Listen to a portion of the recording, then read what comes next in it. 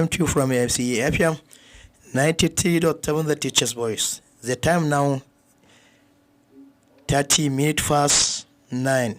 It's time for our next program, Education 123. Stay tuned. Philosophy of Education, Radio Lecture 1. This is Educ 123. My name is Dr. Ibrahim Aliu. The topic today is Introduction to Philosophy of Education. Broadly speaking, philosophy of education is the application of the discipline of philosophy in the examination of various aspects of education.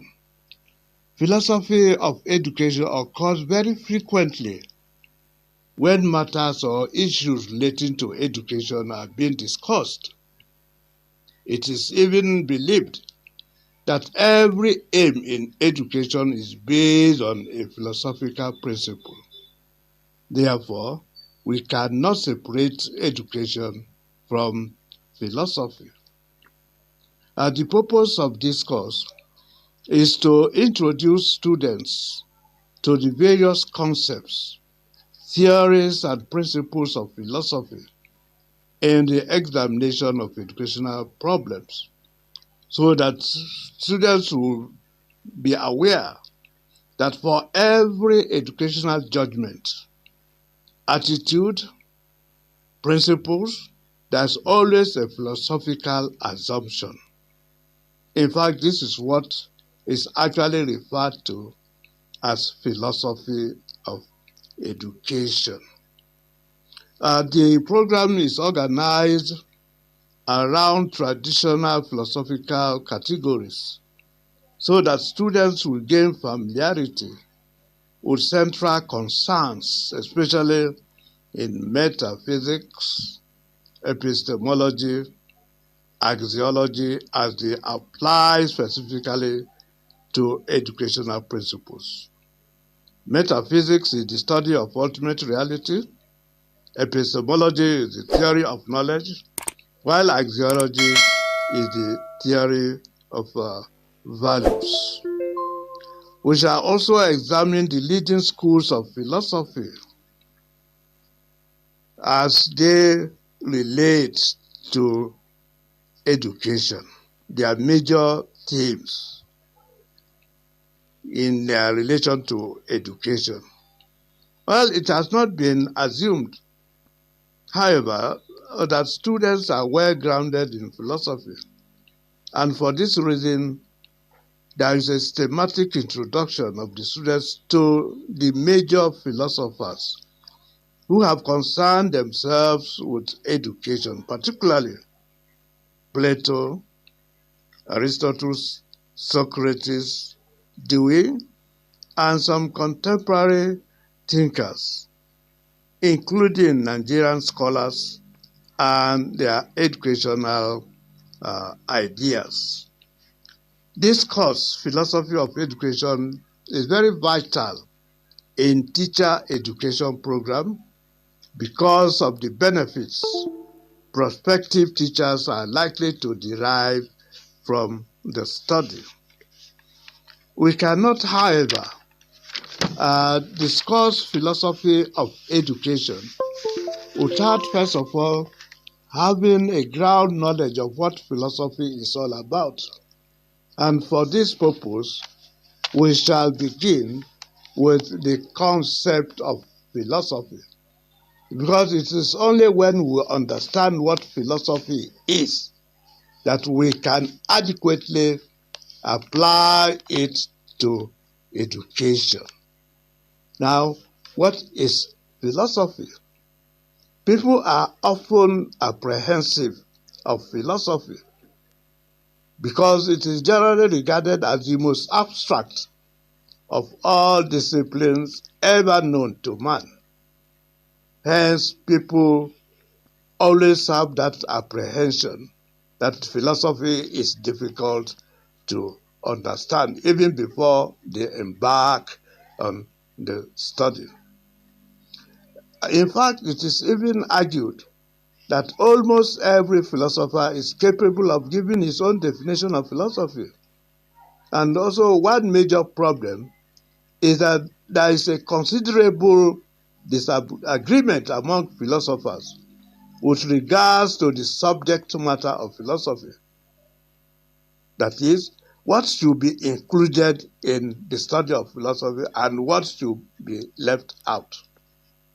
Secondly, philosophy connotes different meanings at different times and social settings. And because of these problems, scholars often treat philosophy from three perspectives. One, etymological perspective,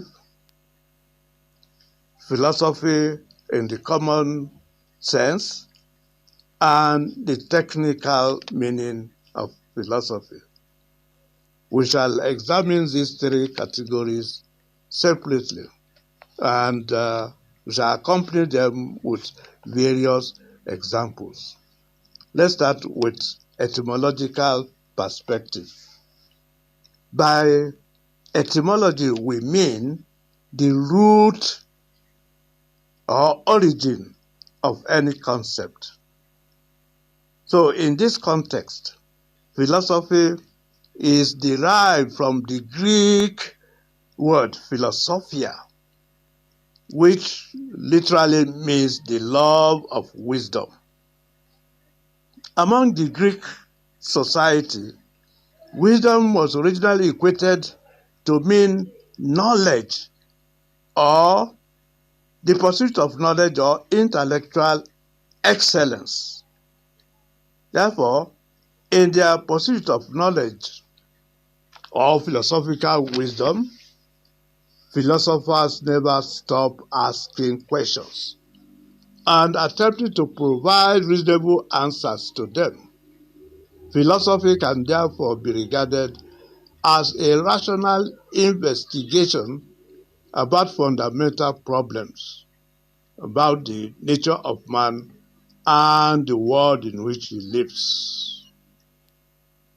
It is in this aspect that philosophers often examine the complexities of this universe and try to find answers to certain puzzling questions. Therefore, the philosopher is thus regarded as a man of wisdom, a man who is constantly searching for knowledge and to answer certain questions that relate to everyday activity, whether it is in the social, political, cultural, or intellectual pursuit of man. It is therefore important to note that this conception of the philosopher made him feel competent to speak on such wide-ranging matters like politics, law, religion, science, mathematics, and so forth. For example, Aristotle did not only discuss philosophical questions like those in ethics, epistemology, and metaphysics, but also delved into such purely scientific areas as anatomy, physics, the meaning of sensations, and so forth. The second approach, that's philosophy in the popular sense. The term philosophy occurs very frequently during discussion. It may be used to characterize a person or group of persons' attitude to life. By attitude here, it is understood to mean a person or group of persons' general pattern or habitual way of responding to various events and circumstances. It also expresses a person or group of persons' worldview, meaning the sum total of his beliefs, attitudes, prejudice, either inherited or acquired in the process of living. It is therefore not unusual to hear such comments as, "This is my philosophy," or when somebody says, "I admire his philosophy of life," or his philosophy of politics. So in general, what it means is that philosophy, when used in the popular sense, means certain attitudes, certain beliefs, certain principles that strictly guide people, the way they relate to others, the way they perceive this world, and other forms of human activity. Then the third approach, what we call the technical meaning of philosophy. In its technical sense, philosophy is an academic discipline in which scholars devote their time and energy in examining fundamental issues with consistent analysis, logical approach that are coherent with issues in order to arrive at certain conclusions which are sound and coherent.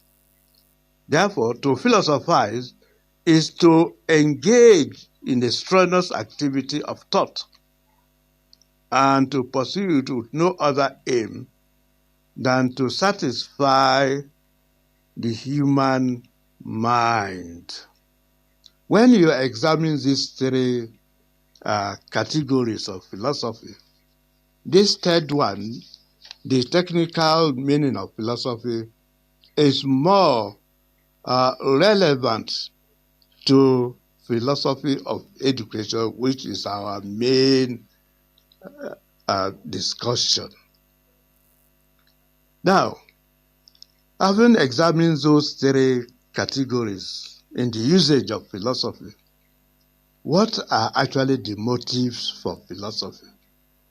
Why do people engage in philosophical speculation and so forth? We shall examine a few reasons. One, curiosity. Man by nature is curious. That is, he has the eagerness and anxiety to learn and find out meanings to things around him. This I mentioned earlier on. The satisfaction of the success of his curiosity in learning about things around him is the motive for philosophy. Man is always searching. He wants to know. He wants to find answers to puzzling problems. Search for meaning. Man from the beginning finds himself in a vast and complex world. He's curious to find meanings of things around him, even within these complexities. There are so many things around him that he cannot understand. The attempt to reduce these complexities, to find meanings to them, and of understanding is yet another motive for philosophy. Then, another third aspect, the desire to solve problems. When man is faced with a perplexing and difficult situation, there is the tendency to believe that the problems could be as a result of wrong ideas, which will be corrected by analysis of the understanding such assumptions. This is the work of philosophy, i.e., in engaging in research and finding solutions to problems. Now, philosophy, again, can be classified into three modes. That's what we call speculative mode, prescriptive mode, and analytic mode. We shall examine these three modes separately. Let's start with speculative mode of philosophy. This aspect involves the process of thinking systematically about everything that exists, as the human mind wishes to see things as a whole. It wishes to comprehend how the entire creation forms a meaningful totality. So under speculative mode, we often talk of various schools of philosophy: idealism, realism, pragmatism, existentialism. These various schools of philosophy have their distinctive ideas about reality, about knowledge, about values, and so forth. Then we also talk of a prescriptive mode. This aspect seeks to establish standards for assessing values. We often judge one conduct or the other, appraising acts and so forth. It tries to examine what do we mean when we say something is good or bad, right or wrong. What are the criteria for evaluation? And then why do we differentiate something good from that one we consider as ugly? The prescriptive philosophy seeks to discover and to recommend principles for deciding what actions and qualities are most worthwhile and why they should be so. The third aspect of mode is analytic mode. This focuses on words and the meanings of concepts, arguments, and so forth. The analytic philosopher examines such notions as causes, mind, academic freedom, equality of opportunity. These concepts are examined in order to assess the different meanings they carry in different contexts. For example, when you talk of freedom, what does it mean? Freedom. Does it mean when you talk of freedom, you can do everything that you like? Or when you talk of equality of opportunity, what do you mean when you talk of equality of opportunity? Are there people that are more equal than others and so forth? So analytic philosophy tries to examine various concepts, words that we use in argument, so as to bring out certain ambiguities, to avoid double meanings and so forth. Just like general or formal philosophy itself, philosophy of education is also speculative, prescriptive, and analytic.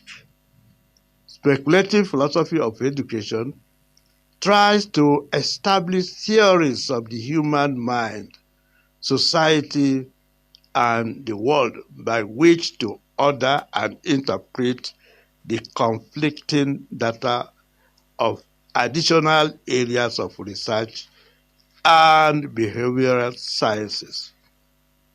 Prescriptive philosophy of education prescribes the goals that education should aim at and the general means of attaining them, while the analytic philosophy of education seeks to clarify speculative and prescriptive concepts so as to remove their ambiguities and so forth.